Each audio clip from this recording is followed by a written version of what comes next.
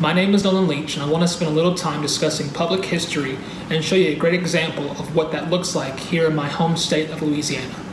However, before we can look at that example, we need to understand and try to define what public history means to us.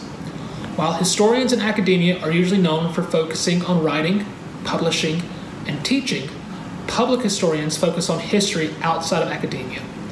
I will say now, this does not mean public historians are not also doing these things. But the setting and topics on which they work are usually outside of the typical classroom. As the National Council on Public History, or NCPH, notes, public history is synonymous with applied history. And while public history seems to be easily defined this way, it also encompasses many fields. Public historians may find careers as oral historians, museum curators, local historians, interpretive historians, or other fields not associated with academia. From working on archives to preserving national landmarks and historical sites, public historians are the backbone for the average person's knowledge of history. Now, I will say, Louisiana has many places that could be great examples of public history. Poverty Point is a historical site that has prehistoric earth mounds that were constructed by an early native society located in northeast Louisiana. New Orleans, the home of jazz, has a jazz museum and a guided tour for the War of 1812's Battle of New Orleans. However, I think a great example today for defining public history is the U.S.S. Kid Veterans Museum in Baton Rouge, Louisiana, which is the home to the U.S.S. Kid DD-661. Located on the Mississippi River, the USS Kidd is a World War II Fletcher-class destroyer, named after Admiral Isaac Campbell Kidd Sr., who was killed aboard the USS Arizona at the bombing of Pearl Harbor by the Japanese on December 7, 1941.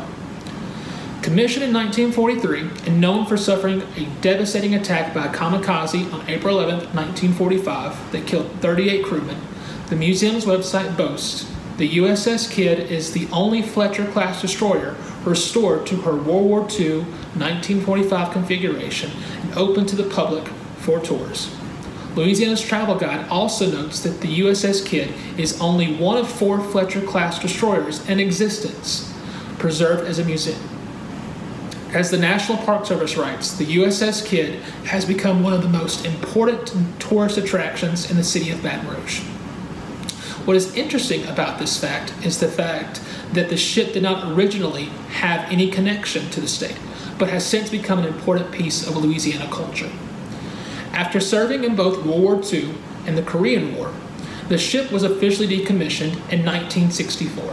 By the 1970s and 1980s, the United States Navy began looking to create museums out of old, decommissioned ships. With the efforts of veterans and the efforts of Louisiana Congressman W. Henson Moore on behalf of Louisiana to find a ship as a memorial for Louisiana's World War II veterans, the USS Kidd was chosen, towed from Philadelphia to Baton Rouge in 1982, and opened to the public in 1983. And it has remained there ever since. While many decommissioned ships have become museums, public historians have worked tirelessly for the past 37 years to restore and preserve the ship to showcase it as it would have appeared in the Pacific Theater in 1945. And when I say tirelessly, I do mean it, as an article from C Classics in 2000 details just how much work goes into retouching up the ship. From new paint to restoration of old parts that are no longer produced and having the propellers cleaned, the museum staff have done extensive work over the years to preserve the last example of a World War II destroyer. They even have to make sure to keep some of the guns operational, at least to a point, as they are used in reenactments and celebrations. As with the ship, the Onshore Veterans Museum has a growing collection of goods, memorabilia, archives, and recorded oral history of both the crewmen of the USS Kidd from over its 20 years of service and other veterans. The museum even has a full-scale replica of the USS Constitution, or Old Ironsides deck, as well as a memorial that honors those who have died in combat. Over the past 30 years, the museum has gathered more and more pieces to add to its collection, as well as more testimonies from veterans and those highlighted in their Hall of Honor. While this has been a great way to preserve history and to remember the brave men and women who have fought for our freedom, the museum is beginning to find it difficult to house many of these things, as they have not gained much more space since it opened. With both the growing collection and continuous preservation of a ship in water, there are many challenges in maintaining this site. For the museum staff, a main challenge is to continuously bring in new people. In 2016, the newly elected executive director, David Beard, told Baton Rouge newspaper, The Advocate, "I think we've done well for 25 years. We've paid our bills and had visitors, but I don't think by modern museum standards we are where we want to be." And from his career, he has a lot of expertise working in public history. The article notes that many experts have praised the preservation of the destroyer, but Beard believed that there was a need to bring the museum into the digital age and to create traveling exhibits that could be stationed at other notable museums, monuments, or national parks. To also help, the museum has staged reenactments and 4th of July events to bring people in, as well as offering schools the chance to have overnight stays on the ship. I myself took part in one of these overnight trips and remember the experience I had sleeping on a cot as it rocked back and forth on the river.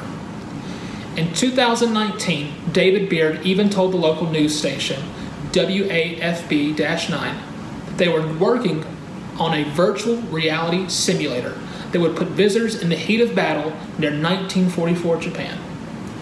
The Veterans Museum has even updated their website, offering a virtual guided tour and a 3D tour of the ship, and are in the process of digitizing the treasure trove of archives that they have amassed.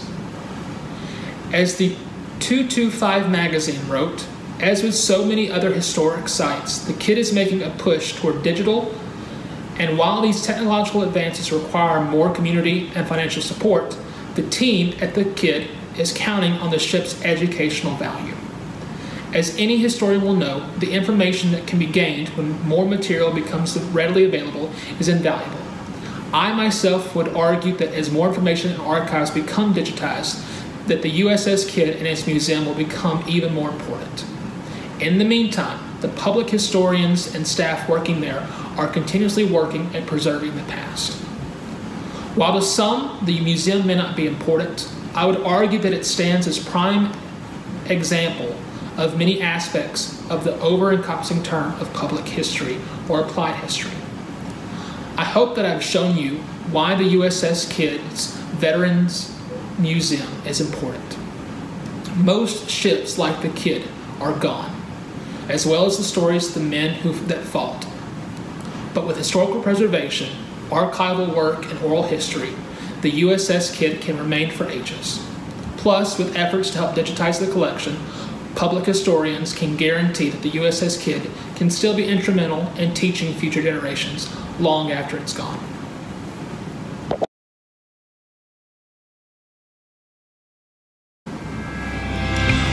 While now that we have defined what public history is, and we've given an example, I think the question now that would cross your mind, as it crossed mine, is public history important? And I think that is a really important question that we need to ask ourselves before we end this video. Is it important? And that is a question that I think will cross anyone's mind who does any type of historical evaluation on a landmark, on a site, especially in this growing time in 2020, where people are ready to tear down monuments and statues and throw away that. In Michael Frisch's article that I read called What Public History Offers and Why It Matters, he talks about how public history is intertwined in public memory. And his exact words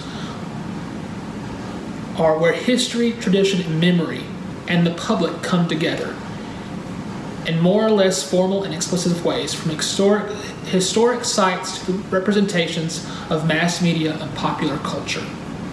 I think that if you really get down to what public history means, from the oral history to the archives to the museums and exhibits, or a landmark or a battlefield, we start to understand that those things in public are able to bring insight to people who may or may not think about history on a day-to-day basis. When you look at public history, even mass media, television shows, historically accurate dramas on TV are great examples of what it means to have public history. Outside of the classroom, outside of academia, public history allows the public to come in contact with historical ideas. And as we look back on what the USS Kid has offered, is not only is it a remembrance to the families, to those who fought, who died, to those who fought and came back, or those who lost a friend or a loved one, but it reminds us of the torments of war and what a country can do when they come together after something so horrific as the bombing of Pearl Harbor to find victory. And I think that's important. So as we look back, I would say that we have defined public history as history that it's outside of academia. It's something that happens and comes in contact with the public. I think a great example of that is the USS Kid, just because of how much it offers and what all it does in the process. And we know why it's important to study the USS Kid, to take part in public history, is because it helps us gain and keep that historic memory in the public memory. Thanks.